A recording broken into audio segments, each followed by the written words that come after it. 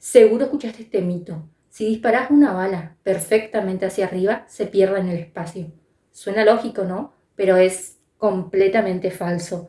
Y entender el por qué explica por qué disparar al aire puede ser mortal. Es una imagen que todos conocemos, casi un cliché de celebración. Disparos al aire en una boda, en Año Nuevo, cuando gana un equipo de fútbol. Siempre lo vemos como un acto que termina ahí, en el ruido, en el fogonazo y nada más. Pero, ¿qué pasa realmente con esas balas? ¿Desaparecen? ¿Se desvanecen en el aire? La pregunta es simple. ¿Esa bala que sube es realmente inofensiva o es un arma letal? Y la respuesta no se basa en opiniones, se basa en física, en balística y lamentablemente en tragedias reales.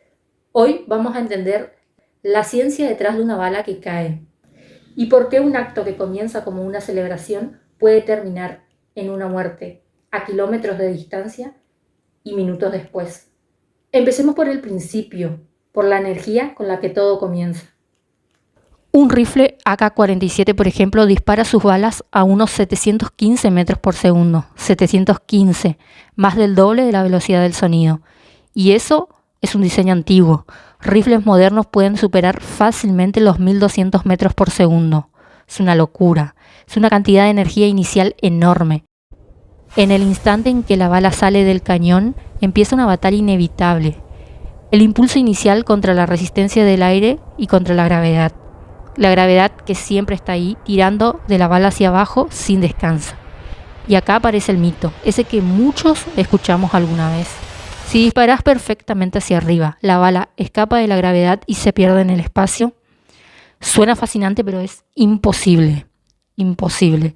Para escapar de la gravedad de la Tierra, un objeto necesita alcanzar la velocidad de escape, es decir, unos 11.200 metros por segundo. 11.200. Nada que ver con los 1.200 de un rifle potente, ni cerca. Además, la resistencia del aire a esas velocidades es brutal. La bala pierde su energía ascendente muy rápido.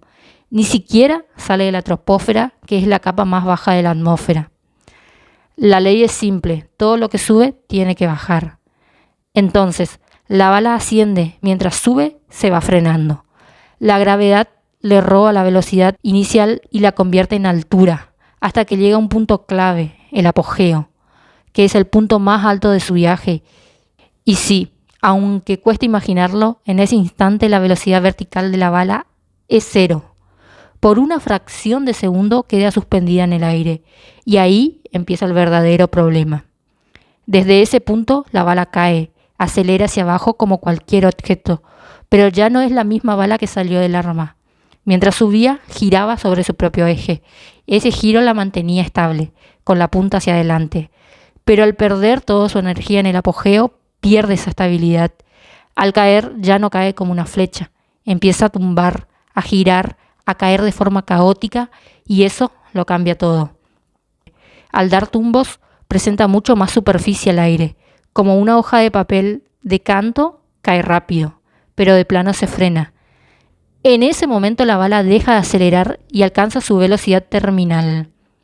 Y acá viene el dato clave.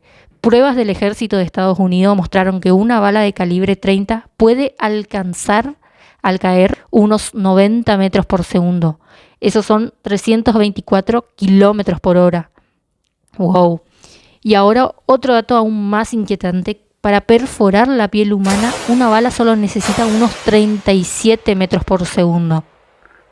Es decir, una bala que cae del cielo viaja a más del doble de la velocidad necesaria para causar una herida grave o mortal. El peligro no desaparece, solo cambia de forma. Y todo obviamente en el mejor escenario posible, un disparo perfectamente vertical. Pero en la vida real nadie dispara así. En una celebración, un arma casi nunca apunta a 90 grados. Y cuando el disparo es inclinado, todo empeora. La bala ya no se frena por completo, mantiene su velocidad horizontal, sigue siendo aerodinámica. Nunca pierde toda su energía.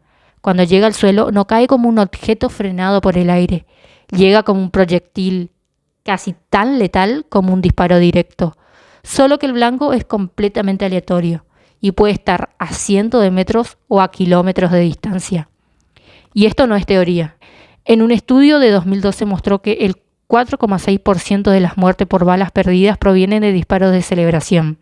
En Serbia, por ejemplo, en 2003, durante una boda, los disparos al aire alcanzaron una avioneta e hirieron gravemente a sus ocupantes. En Afganistán, en 2021, celebraciones con disparos al aire dejaron 17 muertos y 41 heridos por sus propias balas. Y en 1999, en Arizona, Shannon Smith, de 14 años, estaba en el patio de su casa hablando por teléfono cuando una bala caída del cielo la mató. No estaba en una guerra ni en una fiesta, estaba en su casa. Su muerte llevó a la creación de la ley Shannon, que prohíbe esta práctica. Pero hay un dato todavía más perturbador. Un estudio médico en Los Ángeles analizó a 118 personas heridas por balas que caían del cielo. La tasa de mortalidad por disparos horizontales es del 2 al 6%. La de balas que caen verticalmente fue de casi el 33%. 33%. De 5 a 15 veces más letal. ¿Por qué? Geometría básica. Un disparo horizontal puede impactar en un brazo, en una pierna, en el torso. Una bala que cae casi siempre impacta desde arriba, cabeza, cráneo, cerebro, a menor velocidad, pero un punto de impacto mucho más mortal. Disparar al aire no es un gesto simbólico, es una acción con consecuencias físicas inevitables. Cada bala vuelve, y vuelve con la energía suficiente para matar. La ciencia lo demuestra, los datos lo confirman, las historias reales lo prueban, porque una celebración nunca debería terminar con una bala cayendo del cielo. Entonces, la conclusión es ineludible. Lo que empieza como un grito de júbilo puede terminar en un silencio trágico a kilómetros de distancia. Disparar al aire no es un gesto simbólico, es un acto con consecuencias físicas garantizadas. La ciencia asegura que cada bala volverá a la Tierra con la energía más que suficiente para matar. Y las historias lo confirman. Y creo que este análisis, más allá de la balística, nos deja una reflexión final. Nos demuestra como un acto que parece completamente desconectado de sus consecuencias, apretás el gatillo y la bala desaparece, tiene en realidad un vínculo físico directo, predecible y potencialmente mortal. Nos obliga a pensar en otras causas invisibles en la vida cotidiana, donde las repercusiones de una acción no se ven de inmediato, hasta que ya es demasiado tarde.